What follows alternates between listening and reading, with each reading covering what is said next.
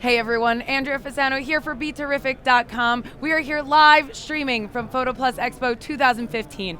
And as I've mentioned in another time or another day during this event, we come across consumers, we come across businesses here at Photo Expo, but sometimes you come across concepts. And we have a special concept here right now with Sandy, a photographer and co-founder. I have Michael Artis back with us.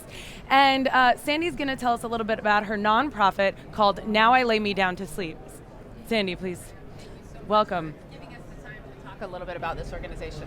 Now I Lay Me Down to Sleep was, we were founded 10 years ago. It was myself and Cheryl Haggard, the woman that you see in the portrait here.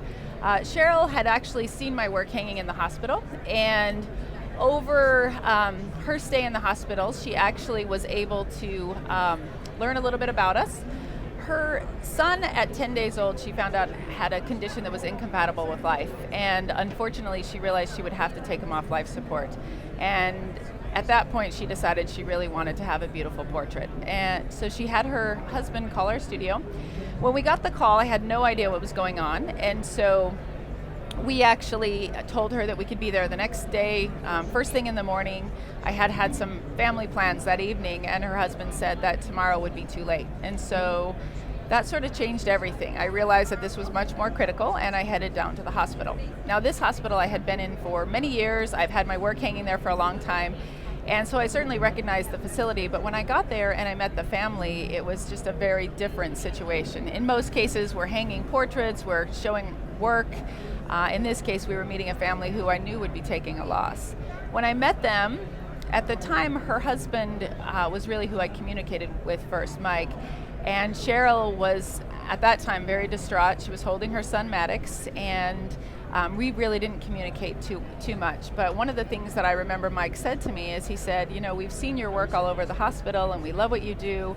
As you can see, our son is covered in tubes and wires.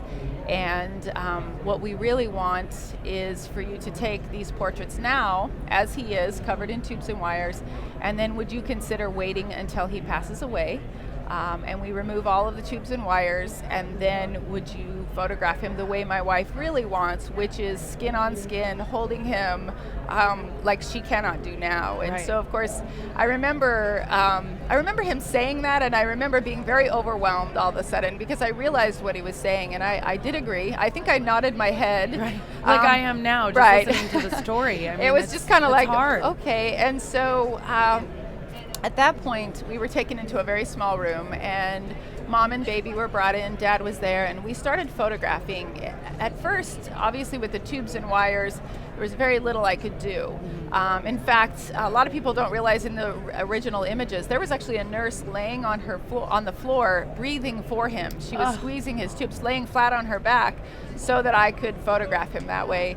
I remember during the session, it was very emotional for all of us. I think my brain was racing, and I was thinking, okay, I just got to get everything. I need his face, his hands, his feet. Yeah. Well, I mean, as a photographer and a video guy, I know that you kind of can hide behind the camera, and you can just get lost in the work, and you have to get through it and to do it. But what you're doing, just to put it into perspective, my son Jack is 2.5 years old now. Congratulations. And thank you very much. And I was, people who don't have children don't understand that when the child's coming, you are nervous, you're panicked, very much so. That something is going to go wrong, and it's your worst fear. And the worst thing for any parent, whether it's the child's a few days old, a few months old, a few years old, or 70 years old, is to lose your child. Can't even imagine the pain. And so what you're doing is capturing this moment for them. Absolutely. That they will never be able to have again. They're not going to have years and years of memories. They're going to have a few moments, and you're capturing that. And it's actually, you've put together a really great nonprofit to do that and have thousands of photographers all over the world to make sure this happens in lots of situations like this. It's so sad and so tragic, but you're doing something so really noble. Commendable, and I think that's the idea behind the concept. When we did that first session, I could never have imagined photographing a child that had passed away. And it was really the second part of that session that sort of, for me, the impact moment was to see the mom, to see her holding her child as she truly wanted to.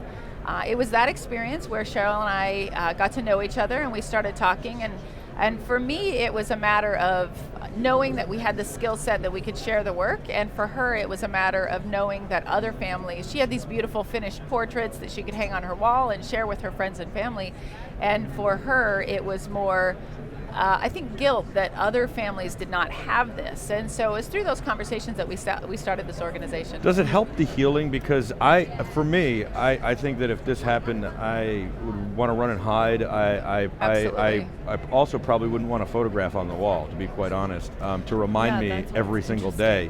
On the other hand, it's beautiful, and I think you do want these memories. You do want to savor that moment. You can't ever put yourself in somebody else's shoes, so you don't know how you'd really react till you're in those shoes yourself. And absolutely. Hopefully, we're never in those shoes, hopefully the viewers are never in those shoes, but you certainly feel for people who are. Absolutely, and that's the reality of what we do. Some of our families, they cherish them, they put portraits on the wall. Many of our families, I had a mom I photographed 6 years later, she came to me and said, I have never looked at them. I'm just so glad I have them. I'm not ready to see them yet. I'm not ready to review them, but I'm just so grateful I have them. So the reality is everybody grieves different. Yes. Men grieve different than women. People in general have a different way to handle this. But the reality is these families have such a short period of time. You mentioned this earlier. They have such a very short period of time to be with these babies. The reason that we specialize in the newborns and the babies is unlike other illnesses where children pass away, most of those families have had time with that child. Sometimes these families never get to see their child take a breath. And so in addition to that nervous trauma that happens, they have no recollection of what their child looked like. Right. And I think after 10 years of doing this, that's the one thing that I hear that always makes me so sad when moms come up to me and they thank me for the organization and they tell me that they've had a loss and they did not get a picture or a portrait like this. One of the things they always say is that the hardest thing for them is they can't remember what their child looked like. Now imagine you have a child, so yes. can you imagine not remembering their face, not remembering the details? So what we try to do is provide them that physical, very tangible memory so that they can, however they choose to reflect on it, they can reflect back and have that memory. How do people find out about the organization? If you go to nowilaymedowntosleep.org, you can find out both about the organization, how to become a photographer. One of our key components is getting more photographers. Although we are in 40 countries, we have photographed over 30,000 babies in the last 10 years, and that's known.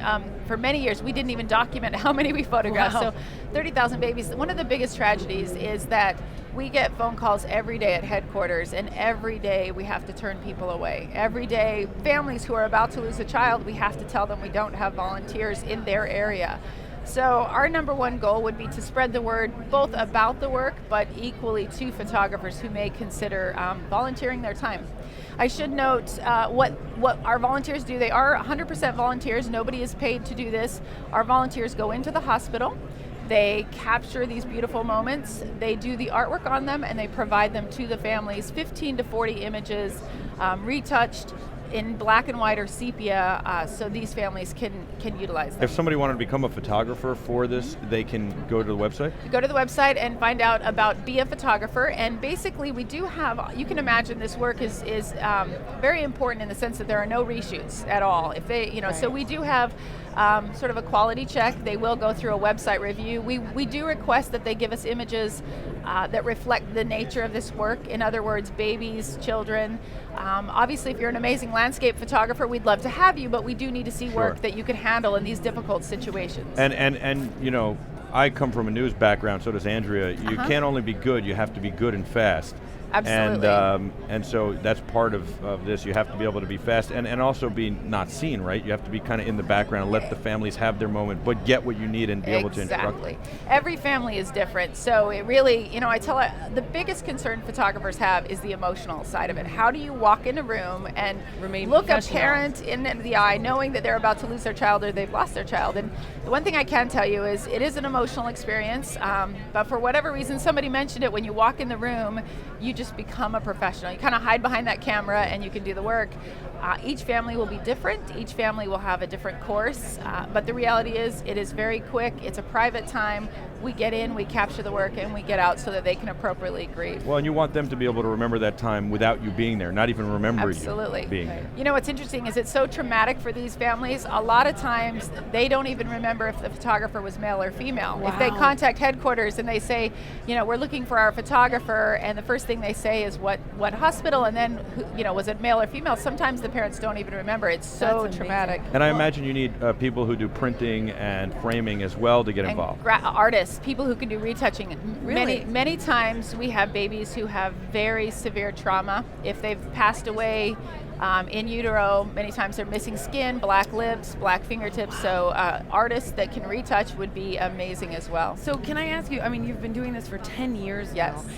One of my questions has to do with how many hospitals you've had to go into, and how do they react to the mother wanting to do this and to grant access to the photographers coming in to do this? You know what's interesting? When we founded this organization, one of the words that I heard more than ever was the word morbid. People would say things like, oh my gosh, that's morbid. Why would you do this? And in fact, the hospitals, when we first approached them, they were very hesitant because they work with these families, because they recognize that the families are grieving, they were very protective. Very protective. And as soon as they realized that we were genuinely doing this for free, that this entire process is a gift, there's no money that exchanges hands, they absolutely welcomed us with open arms. These parents, when they go to the hospital, when you lose a child, you walk out with nothing except for a little bag that has information on how to grieve and how to get support. And so what we give the nurses is an opportunity to give these parents something that they can keep, that's tangible. And so the nurses absolutely rally around us. They love it because they know that these parents are going to get something more valuable. If they're going to lose a child, at least we can give them something beautiful. Is this full-time for you at this point? This is not. I have a full-time studio and I tour around the world. So you're crazy teaching. busy. Yeah. We do have our foundation has executive director, we have a full board. So the nice thing is over the last 10 years, I'm a teacher and instructor, I'm a speaker, and so I've been able to step a little bit away as far as the admin side of it, and I am more on the teaching side of it. So today at 2 o'clock, I'll be teaching a class on how to become a member, and I'm able to give, I think, more support on the how to do it. I love that PhotoPlus really fosters education and has given you the opportunity to get the word out and also teach people how to do this and also how to become better photographers in general. They have been a great support since we started here. So PhotoPlus has been absolutely A+, and as well as all of their organizations have been really supportive. And we have to thank them for many, many volunteers that have come our way. They're an amazing organization. They we really love are. PhotoPlus, and they've been great with us and seen the vision of what we're doing too. Very cool. How did you get into photography? This is really a funny story. When I was 17 years old, this is the first show I ever came to. I lived here. I was 17 years old. I literally came here starry-eyed, and I have been to every show since then, and that's 28 years. So I opened my company when I was 18 years old, and I have only done photography. Well, unless you consider Kentucky Fried Chicken a major career move, then photography is the only thing I've ever done. Did you photograph the chicken?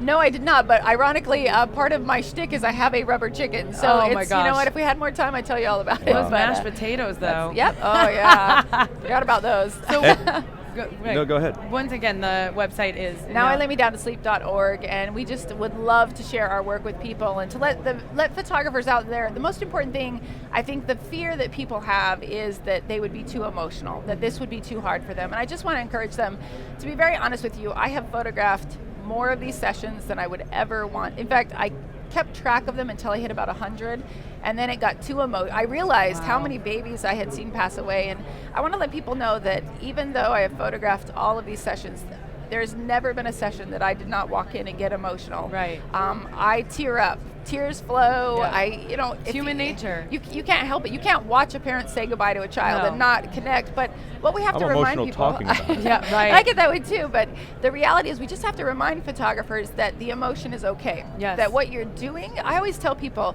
we can't change what's happening to these families, but we can literally change the way they heal for the rest of their lives. We are giving them the only tangible item that they can have.